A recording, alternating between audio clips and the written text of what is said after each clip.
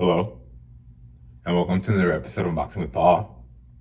And today, I bring you the Moto G Play 2021. Not to be confused with the Moto G7 Play that was released 2 years ago in 2019. Let's take a look at it.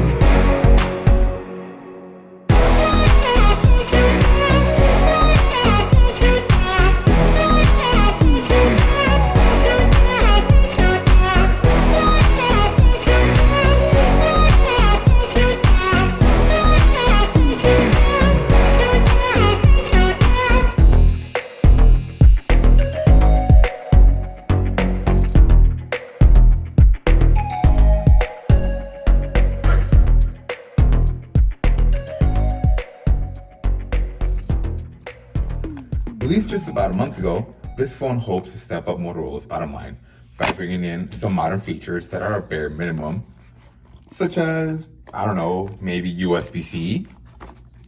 In the box, we get the phone, which we're going to put aside. Going to put that. We get a SIM card, as this is a Metro by T-Mobile phone. We also get, appears to be the Read Me Welcome Guide to get yourself familiarized and acquainted with the phone. We also get a SIM ejector tool that is much nicer than those twisted wire SIM ejector tools that come with other phones. And we also seem to get legal and safety and terms and conditions. We're getting disturbed by our phone. By our Apple Watch. Give us a second. So we can silence that, which probably should have done that before we started. Anyway, so we're back to it. We have a USB-A to USB-C cable that comes in the box. A very, very important distinction to make nowadays, seeing as you need to know if you're going to need to go and purchase separate equipment just so that you could charge your phone. In addition to that, we also get a 10-watt charger. It says 10 watts right there. It says 10 right there, and it is absolutely labeled, 5 volts at 2 amps. That is totally 10 watts. Let's go ahead and put that back together. Let's assemble the contents of our box back the way it was. Pop that SIM card back in there. And this. Now let's continue. The first thing you're gonna notice about this phone is that it's fairly heavy, as this phone comes in at 204 grams. Oh my God, that animation was beautiful. Wow, okay, that looked great. I'm definitely liking this new darker feature to the phones, this new darker theme to them. It definitely, okay, so it looks like these phones are not allowing us to actually continue unless we actually pop in the SIM card, which you can give me a second and we'll get right on that. Oh, goodness. So we saw this initially with the, with the Moto 5G 1 Ace. That phone did not allow us to continue with the setup until we inserted a SIM card, and I thought that was merely because of the 5G for it to really show you and show you what it's capable of. However, it seems to be that even with a non 5G phone, you have to pop in the SIM card, which is a little bit odd. I guess that's never ever been a requirement before. But okay, let's go ahead and pop it in. Let's go ahead and continue. We're gonna skip that for right now. Since we're out here, let's go ahead and on the left side we have our SIM/SD card tray. At the very top of the phone, we have a pinhole microphone as well as a headphone jack, which is nice to have. And I believe you might be able to see it from up here, actually, maybe not so much, but actually the earpiece seems to kind of extend into the top a little bit. I don't know if you guys can see it, but anyway, you can still see the earpiece from up top. And I'm very curious to see if Motorola uses this as a like a dual speaker, which is really nice to have because on some of their phones, which was the last one, the Moto G518, again, mouthful to say, that one only had one speaker. And it really drives me up the wall because you're going to cover it up when you're playing video games.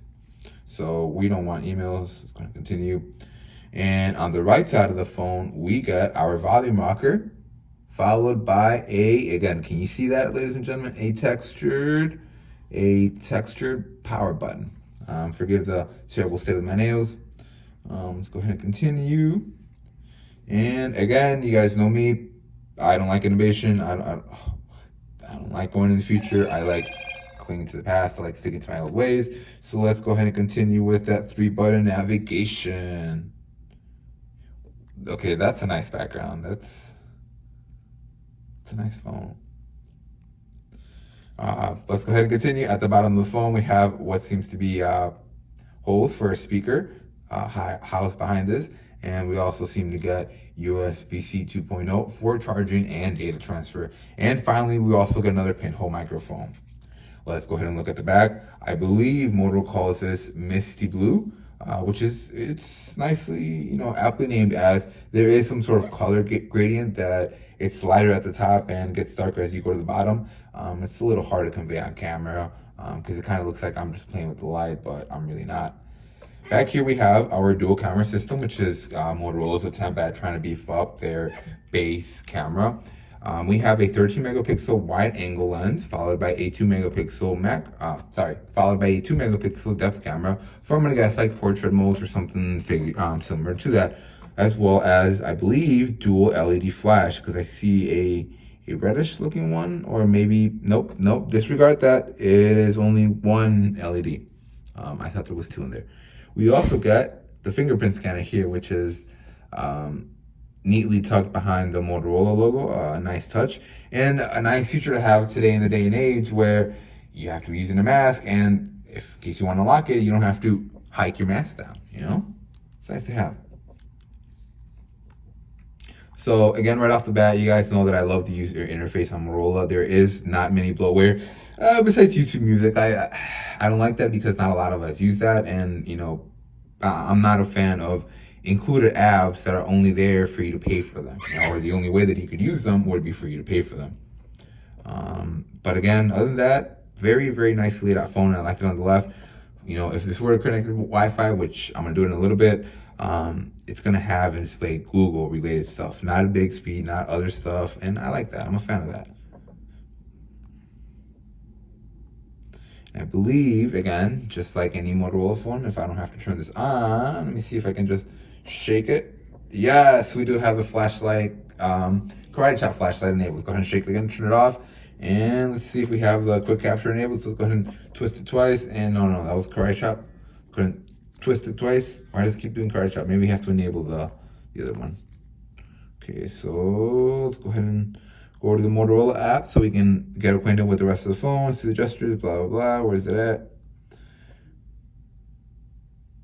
Okay, so this one does not have the quick capture, which is when you twist the phone with the flick of your wrist twice rather than karate chop it, the camera pops out. But I guess that's not the case on this phone.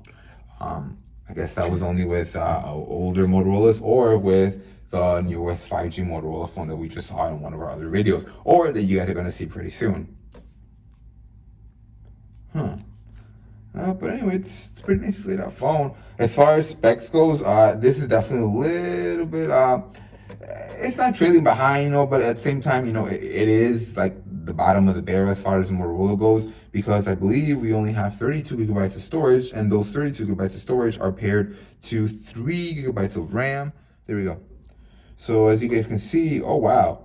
So out of those 32 gigabytes, immediately, only half of that is available. What, 54% of that is available? That's not a pretty good number. Even though this does run Android 10.0 right away, as you can see, the system automatically takes up 15 gigabytes of storage, but it runs Android 10.0.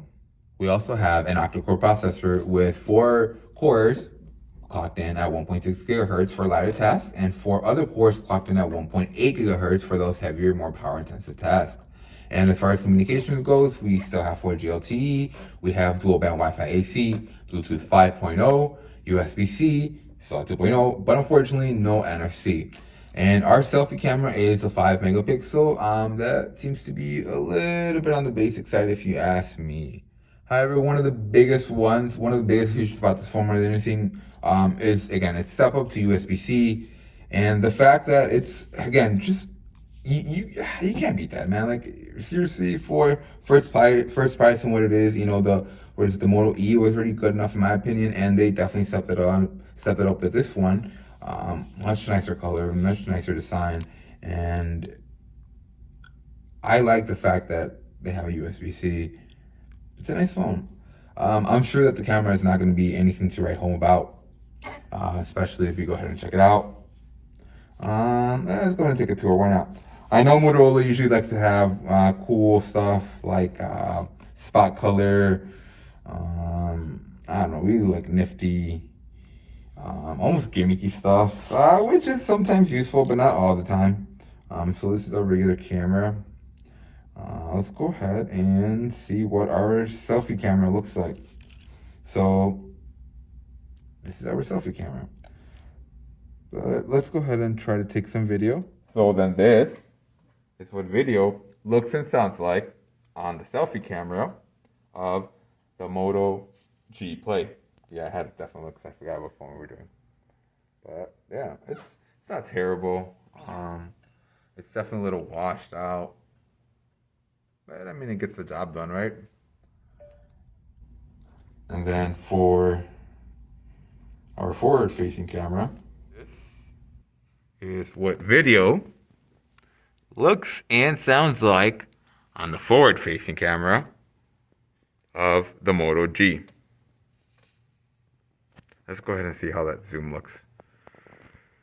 Can we see the mirror? Can we see the mirror? A little bit dark. Can we focus? It's a little on the dark side.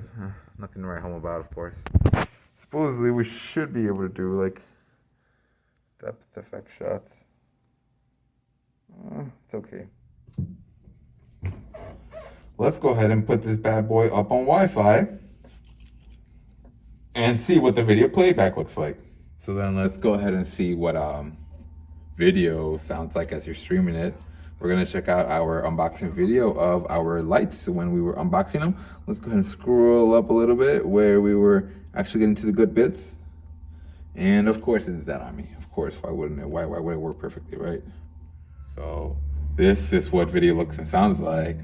We're checking out our unboxing video of when we upgraded our lights. Right ahead of us.